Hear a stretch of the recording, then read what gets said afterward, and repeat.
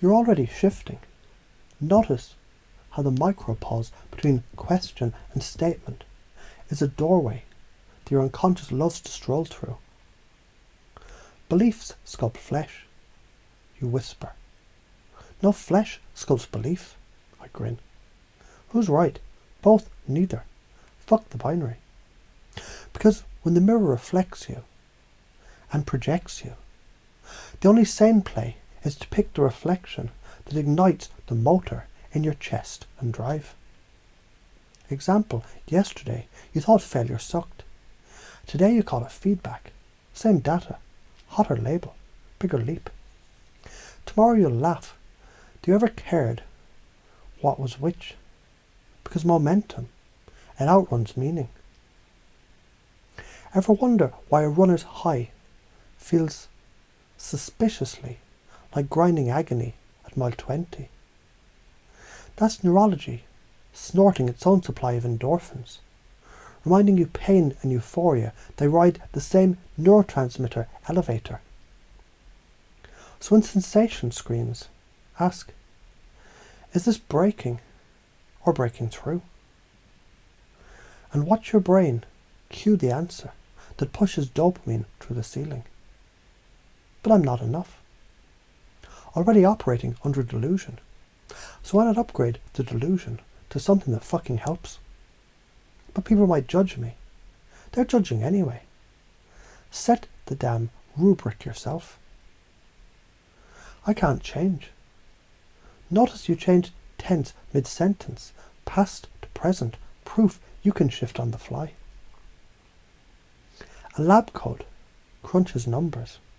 A shaman hums glyphs.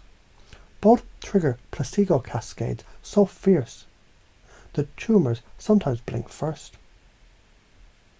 Which one was right? The PET scan only cares about the resultant metabolite shift, not the costume that conjured it.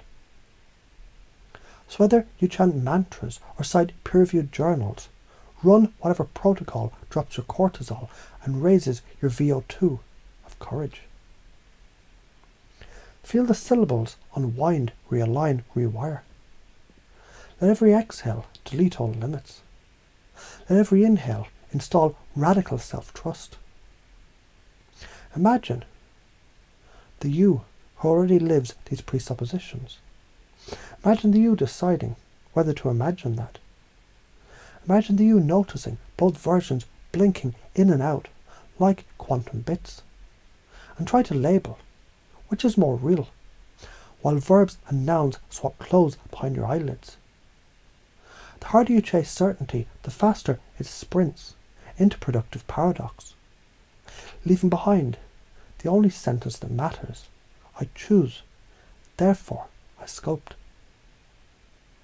Glial cells prune synapses at night, like meticulous gardeners.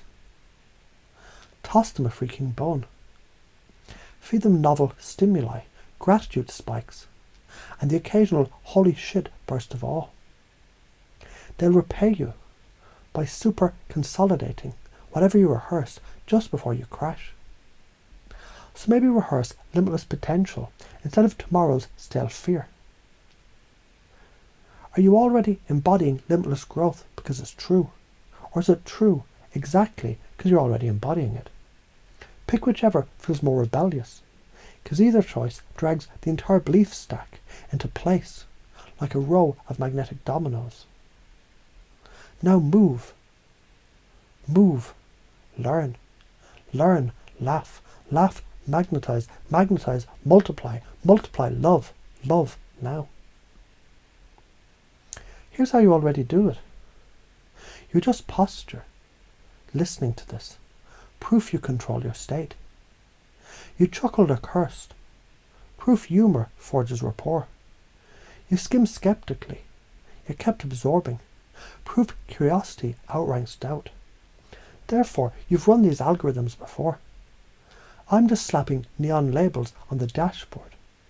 So you slam the accelerator with intent. Change vocal tempo mid-sentence.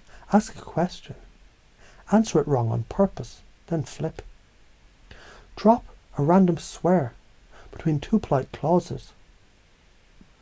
Jars the trance wide open. When a stuck in a loop mind blinks, slide the new belief in, like a USB hotspot. Listen, the universe. It's a sarcastic professor. It rewards students who raise their hand before they're sure of the answer. So belt out your best guesses, refine on the fly, and let the quantum TA stamp past on your cosmic script. Because the moment you act as if, reality scripts itself to keep up. And the rest of us, we'll just watch, applaud, and maybe borrow your notes.